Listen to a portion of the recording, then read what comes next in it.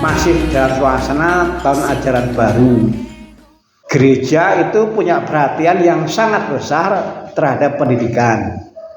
Kita sebagai bagian dari gereja juga akan memberi perhatian di bidang pendidikan. Tapi perhatian kita ya semampu kita. Kita tidak memberi perhatian dengan cara memberi beasiswa. Kita nggak sanggup. Kita juga tidak sanggup memberi perhatian dengan cara membantu di bidang transportasi, nggak bisa. Kita bisanya adalah memberi perhatian kepada anak dalam hal disiplin belajar, tetapi disiplin belajar ini juga ada kaitannya dengan kebiasaan jam makan. Maka di Cibunut di sini itu yang saya sampaikan adalah anak-anak di awal tahun ajaran ini ayo membuat jadwal belajar di rumah, tetapi juga jadwal makan malam, karena ini berhubungan. Nah, mudah-mudahan ini juga membantu keluarga dalam perhatikan bidang yang begitu penting, yaitu pendidikan. Anak-anak yang sekolah SD sampai SMA atau SMK di stasi ini toh jumlahnya tidak banyak. Kita mau berusaha supaya nanti semua anak itu ada yang ngajak ngobrol. Kita ngobrol pertama itu mengenai jadwalnya, baik jadwal belajar maupun jadwal makan malam. Mungkin dengan orang tuanya sudah biasa, tapi kadang-kadang ketika ini ngobrolnya dengan orang yang lain bisa berbeda. Kadang-kadang nasihat yang sama yang diucapkan oleh orang tua nggak didengarkan, tapi ketika diucapkan oleh orang lain didengarkan. Entah itu bapak ibu guru yang mengucapkan, entah siapa lagi yang lain yang mengucapkan, itu bisa didengar. Nah, jadi maksudnya ke sana.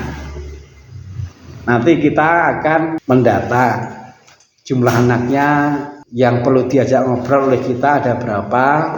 Lalu nanti kita bagi-bagi lah. Tapi sebelumnya kita memang bertemu dulu. Jadi nanti kita akan ngobrol dengan anak. Kita pastikan semua anak itu berkesempatan ngobrol secara pribadi. Tapi bukan dengan orang tuanya, tetapi dengan umat yang memang kita pilih. Ngobrol mengenai jadwal belajarnya, ngobrol mengenai jadwal makan malam. Lalu nanti 2 bulan kemudian misalnya ngobrol mengenai cara belajarnya, konsentrasi tidak, makannya pakai sayur atau tidak.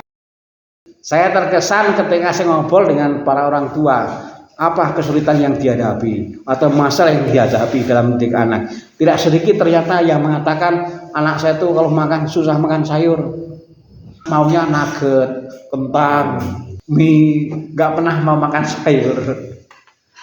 Sekarang banyak yang seperti itu. Andi, anakmu gimana makannya? Sulit makan sayur nggak? Sulit. Hah? Nah, iya kan? Yang bapak cucunya sayur nggak doyan. Wow, ada yang sulit, ada yang nggak doyan. Nah, kita nggak mampu lah kalau menyediakan makan malam, makan siang, makan pagi gratis. Kita hanya membantu memotivasi anak makan harus pakai sayur. Kalau itu diserahkan ke keluarga masing-masing sulit.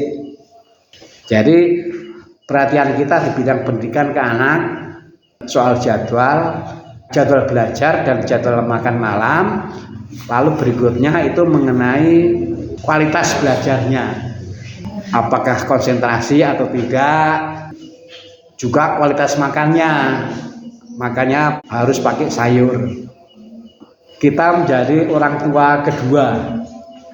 Dari stasi ini nanti akan menyediakan orang tua kedua, tugasnya nanti ngobrol dengan anak-anak. Jangan. Kita akan menyediakan kesempatan untuk ngobrol secara personal. Saya tuh merenungkan Yesus itu ternyata juga punya perhatian yang besar terhadap yang namanya ngobrol secara personal. Kalau kita mencermati proses Yesus memanggil para murid itu secara personal, bukan lewat pengumuman disebutkan namanya, enggak. Jadi yang dikerjakan Yesus itu adalah mendatangi. Matius sendiri didatangi, lalu satu lagi yang lain sendiri. Jadi Yesus itu ternyata punya perhatian yang besar terhadap komunikasi obrolan personal. Nah, maka kita juga akan seperti itu. Nanti bisa saja misalnya hari apa, tanggal berapa, jam berapa, nanti dibagi-bagi.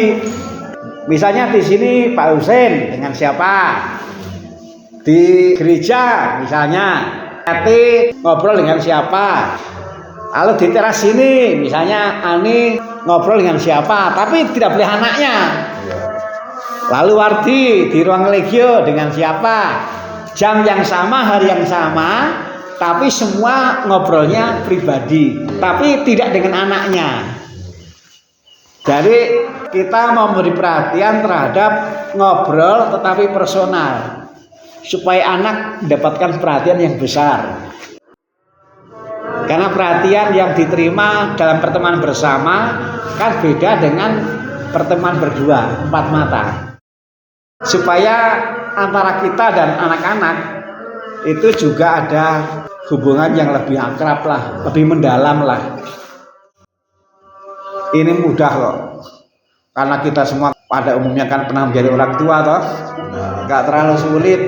Tapi ini akan dirasakan oleh kita dan anak-anak menjadi berbeda, karena ini bukan orang tua darah, bukan. Ini orang tua dalam Yesus, bukan orang tua karena hubungan darah, tapi orang tua karena iman. Jadi ini anak-anak kita dalam Yesus Kristus. Ada kita saudara dalam Kristus. Ini orang tua dalam Kristus. Ini anak dalam Kristus. Nah, kita mau mencoba menciptakan relasi dalam Kristus. Anak dalam Kristus, orang tua dalam Kristus. Lalu bahan ngobrolnya itu mengenai belajar, juga mengenai makan malam, mengenai jadwalnya, tetapi juga mengenai kualitasnya. Pelan-pelan lah.